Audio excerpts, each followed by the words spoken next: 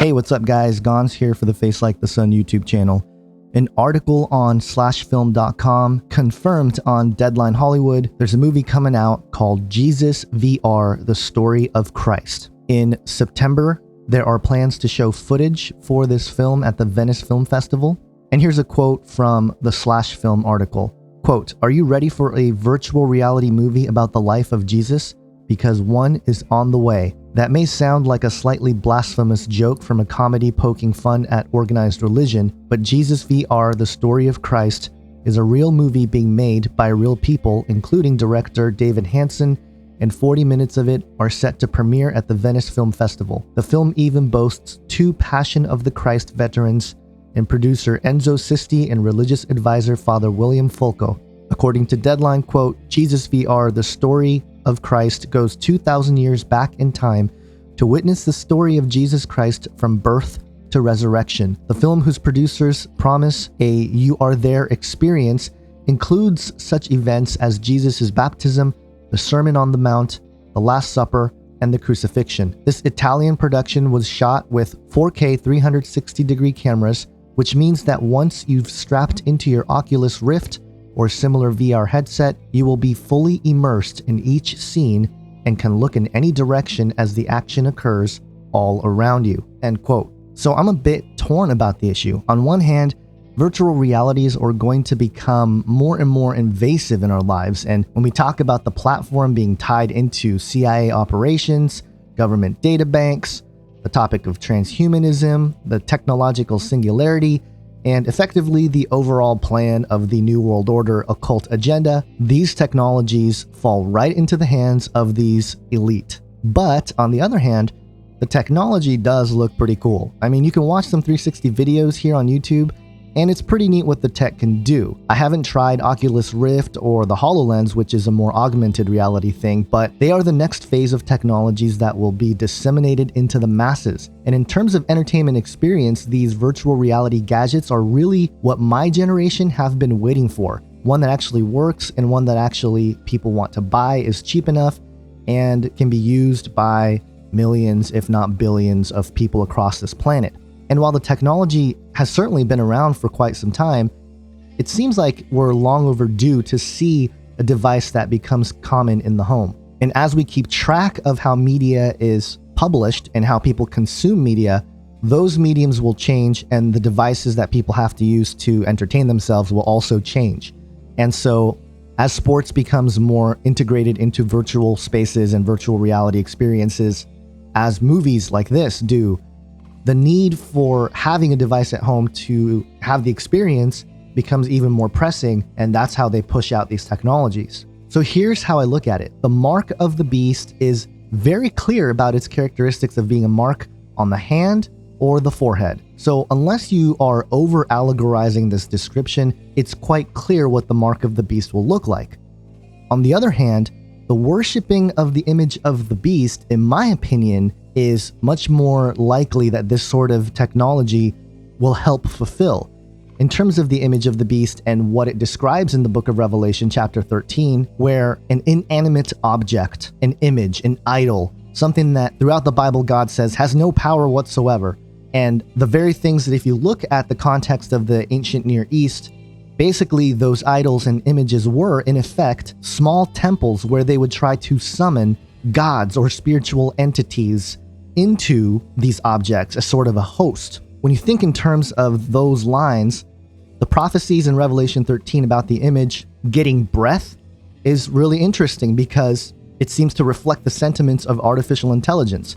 What is artificial intelligence? It's the appearance of breath or spirit or life, right? Artificial intelligence in something that is not supposed to be animate or alive. So tie that concept that we've covered before into this idea of having these technologies become immersive, so immersive that it actually invades our biological systems. When that happens, then we are locked in. The human mind, the consciousness, whatever you want to call it, the brain even, physically and experientially will become immersed in this virtual world. And once that happens, I think the image of the beast will be able to kill whoever it wants to if it doesn't receive worship. Now think about this.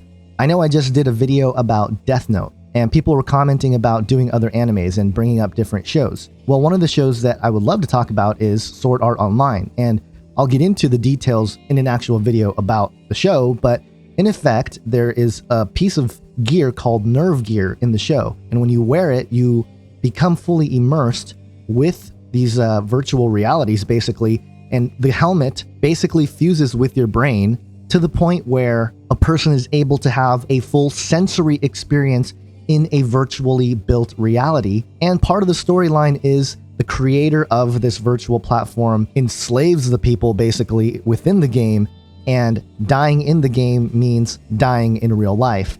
And so those ideas parallel a little bit with what we're talking about here with these virtual platforms, the technologies, and as these things become immersed into our biological systems, look out. This is when the acceleration of these prophecies will become even more apparent. So while the ultimate evolution and destination of this sort of technology, I maintain, will be an important building block for the prophecies of Revelation 13 and other end times events to be fulfilled, I don't think our salvation is in jeopardy if we decide to check out Jesus VR, the movie. So all that to be said to discuss this film here. Now, I remember sitting next to my friend who was a Catholic growing up, watching the Passion film in theaters. Now, I looked around me and I can see a lot of people crying, and that included my friend, who was kind of a tough guy. It was weird because I wasn't crying, mostly because it was a few years before I was saved. And at the time, being sort of atheistic and thinking, I thought it was silly for people to cry over this scenery. And in my mind, it was epic and it was brutal. I just simply didn't get it.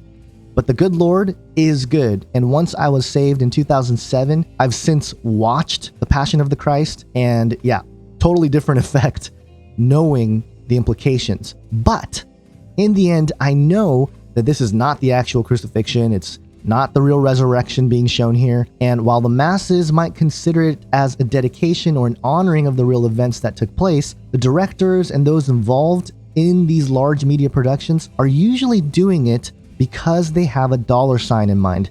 Hence, the motives to make such films is financially driven, and knowing that Christians and Catholics, for that matter, around the world will make a large chunk of the revenue with something like this, Jesus-related film is big business. So keep that in mind about this whole production. But wouldn't it be ironic if the vehicle that jumpstarts the next phase of this tech revolution with virtual reality devices and experiences is a film about Jesus summoning billions of Christians across the world to adopt these technologies? It's truly sinister if you step back and think about it. For me as a watchman, I see all this coming.